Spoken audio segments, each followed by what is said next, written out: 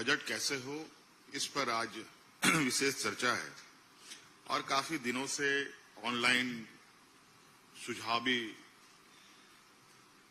मांगे जा रहे हैं और कई संस्थानों के साथ हम लोगों ने अपना सहयोगी के रूप में उनसे परामर्श भी लिया और कई चीजें उभर के भी आई हैं और आ भी रही होंगी।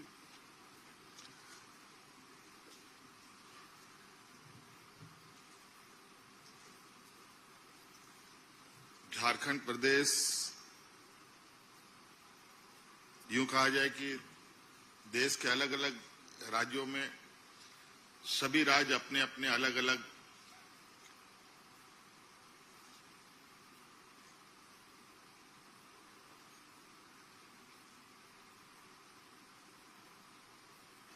कहा जाए कि अलग अर्थव्यवस्था, अलग कार्यशैली, अलग अलग व्यवस्थाओं के साथ चलती है। हर राज्य के अपने अपने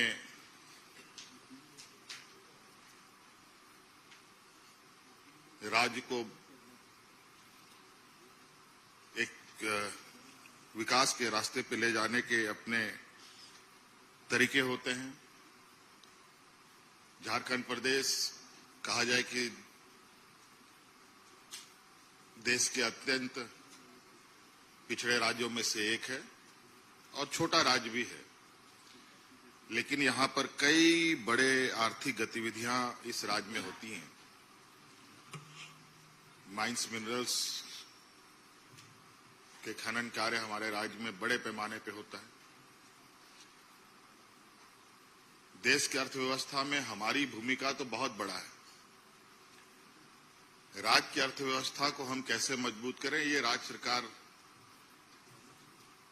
की अपनी एक विशेष अधिकार के साथ सरकार काम करती है और निरंतर हम लोगों ने एक बेहतर प्रबंधन के साथ और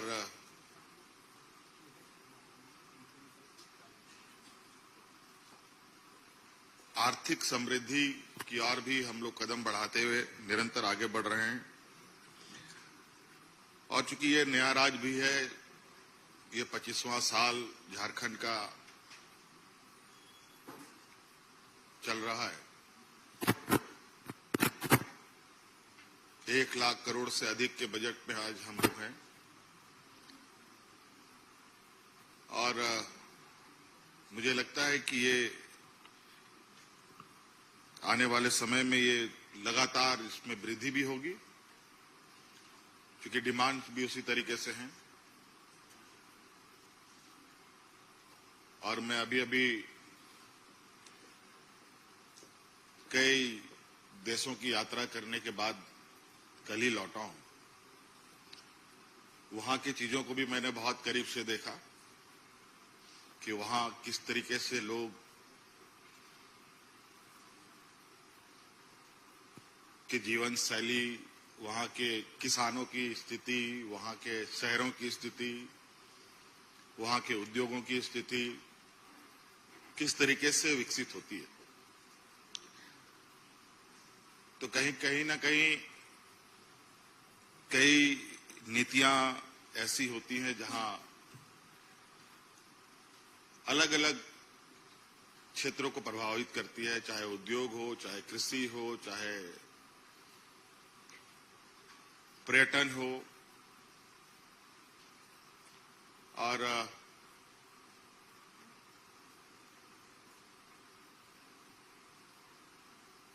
कई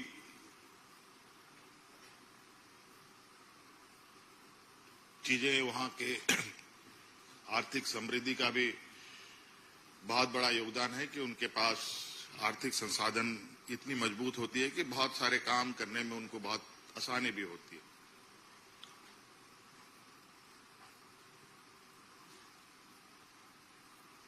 हम लोगों ने भी विगत दिनों कुछ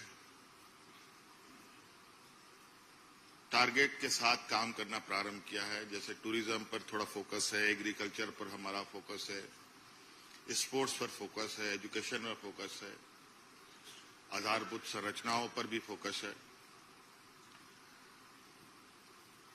और चूंकि हर काम को करने में जो भी बाधाएं आती है वो सबसे पहले आती है पैसों का। पैसे कहां से आएंगे? शहरीकरण बढ़ रहा है हमारे राज्यों में, पूरे देश में। शहरों को अपने पैरों पर भी खड़ा कैसे करना है, इस पर भी विशेष हमें ध्यान देने की आवश्यकता है।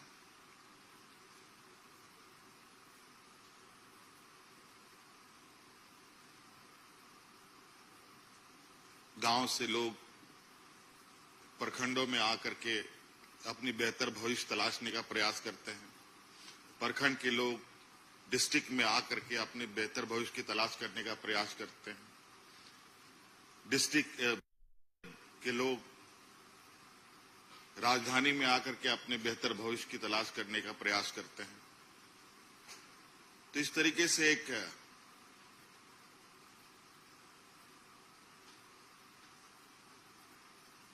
जो एक आम नागरिक का विचरण है, ये विचरण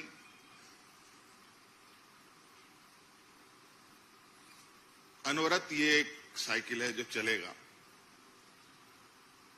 तो हमें भी अपने अर्थव्यवस्था को उस तरीके से ही चलाना पड़ेगा जिसके माध्यम से हम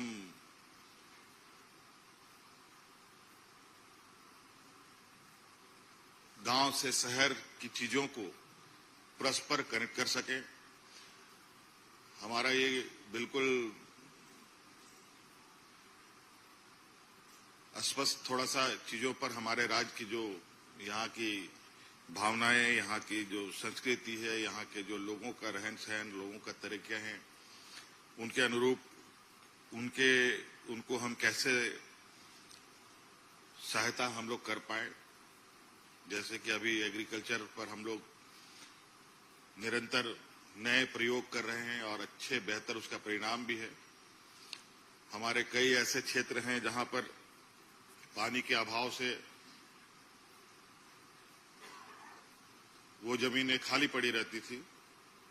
अब उन जगहों पर पानी कैसे उपलब्ध हो, उसके लिए भी एक बहुत बड़ा बजट के साथ काम करने की जरूरत भी है, आने वाला समय में भी बड़े पैमाने पर। क्योंकि जो एक प्राकृतिक संसाधन है वो हमारे पास लगभग प्रचुर मात्रा में है। हमारे पास बड़े बड़े वाटर रिजर्वायर हैं, लेकिन उन वाटर रिजर्वायर का हम अच्छे बेहतर प्रयोग नहीं कर पाते हैं। उनको हम गांव तक नहीं पहुंचा पाते हैं, उनको हम अपने किसानों तक नहीं पहुंचा पाते। जमीनें हैं जिसमें हम कई बार खेती कर सकते हैं, लेकिन कई जगहों पर संसाधन के अभाव में हम लोग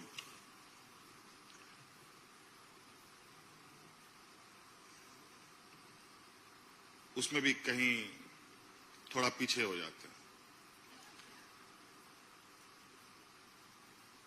अब चूंकि नया जनरेशन भी आ रहा है, नए जनरेशन की एक डिमांड अलग है। नए जनरेशन अब थोड़ा सा एग्रीकल्चर साइड से हट करके एक नए रास्ते की तलाश में है। उनके लिए भी एक चुनौती है, एक अच्छे बेहतर स्कूल, बेहतर कॉलेज, जहां वो आज के कॉम्पिटिटिव लाइफ में अपने को खड़ा कर पाए। इस दिशा में भी हमें एक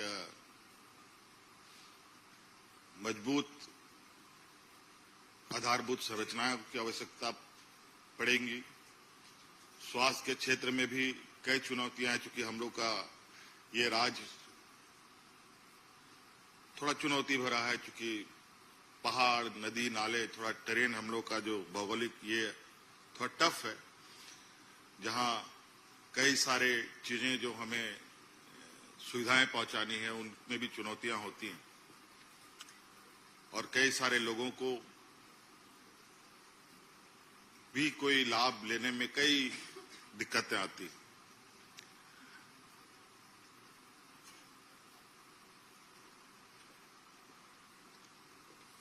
मुझे लगता है कि आज ये समय है,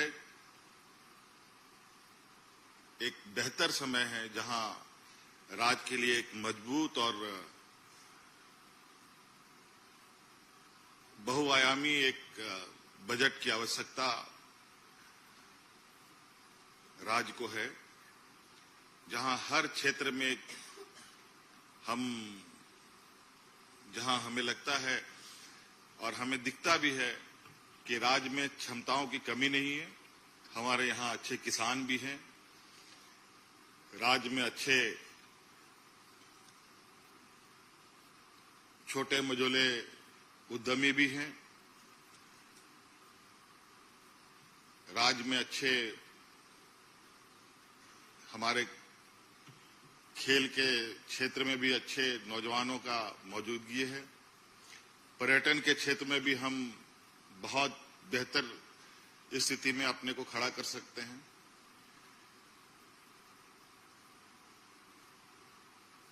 और जो यहाँ का मुख्य रूप से एक आदिवासी ट्राइबल डोमिनेटेड स्टेट होने की वजह से ग्रामीण परिवेश थोड़ा सा एक परंपरागत व्यवस्थाओं के साथ चली आ रही है।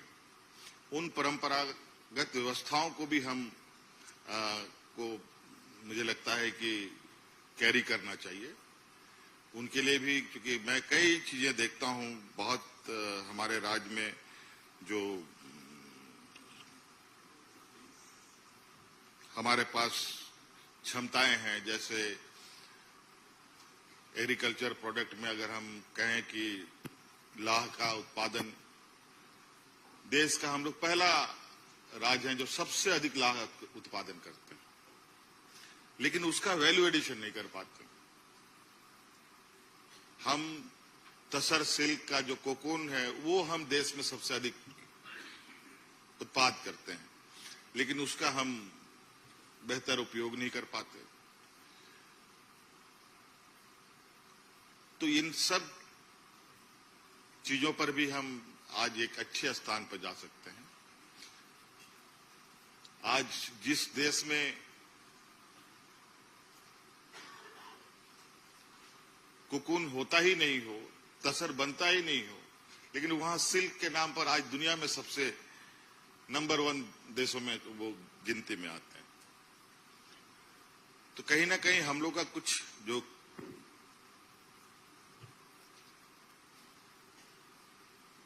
कड़ियां हैं अलग अलग, वो कड़ियां बीच में हमारा जो ब्रेक रहता है, उन सब का उनको भी भरने की आवश्यकता है। क्योंकि आज कई जगहों से हम बात करते हुए इस बात को आ रहे हैं, या हम लोग चर्चाओं में भी हैं कि अपनी राज्य के इकोसिस्टम को, जो आर्थिक संसाधन और लोगों के रोजगार और यहाँ के समृद्धि के लिए क्या क्या किया जा सकता है,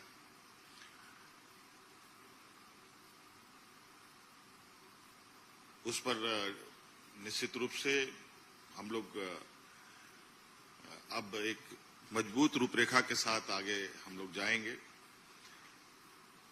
मैं अभी ही पूछ रहा था कि जो हम लोग आज यहाँ बजट संगोष्ठी में बैठे हैं, कई राज्य ऐसे हैं जैसे तिरुपति है और कई ऐसे धार्मिक स्थल है जहां पर वो अपनी एक बजटीय व्यवस्थाओं के साथ इतना बेहतर तरीके से चीजों को संचालित करते हैं। वो उनका क्या मॉडल है, उनका किस तरीके से चीजें होती है, वो मैं जानने की कोशिश कर रहा था, तब तक मैं आपके बीच में आ गया। तो ये बात है कि कहीं चीजें कुछ जगह पर अच्छी तरीके से भी काम कर रही है, और हमें भी थोड़ा अपने लोगों को सरकार के बजट के साथ जोड़ना पड़ेगा, उनको भी एक जिम्मेवारी देनी पड़ेगी। मैं अभी जिन देशों में गया था, वहां पर लोगों का जीवन और सरकार के साथ जो उनके लिए जो व्यवस्थाएं हैं उनका भरपूर उपयोग कैसे लोग करते हैं। उनका घर तो अपना घर है ही, बल्कि जो बाहर उनका जो सरकारी व्यवस्थाएं हैं वो भी उनका घर के बराबर। घर से उठे लोग चलते हैं, चलते चलते खाना है, चलते चलते अपने को फ्रेश अप भी करना है और काम भी करना है। और सबके लिए लोगों को अब कोई टॉयलेट यूज करता है, टॉयलेट यूज करने के लिए भी उनको पैसा देना पड़ता है। ट्रेन में चलो, ट्रेन के लिए भी पैसे देने पड़ते हैं। हर चीज में उनको आर्थिक सहयोग, आर्थिक उसके अनुरूप उनको सुविधा भी उसी अनुरूप में मिलता है। तो हम चाहेंगे कि हमारे जो विभाग सब जो हम लोगों के चलते हैं, अलग अलग जो विभाग हैं, सभी विभाग को वित्त और हमारे जो बजट के अनुरूप जो उनको जिम्मेवारी मिलती है, अगर वो बजट हम लोग एक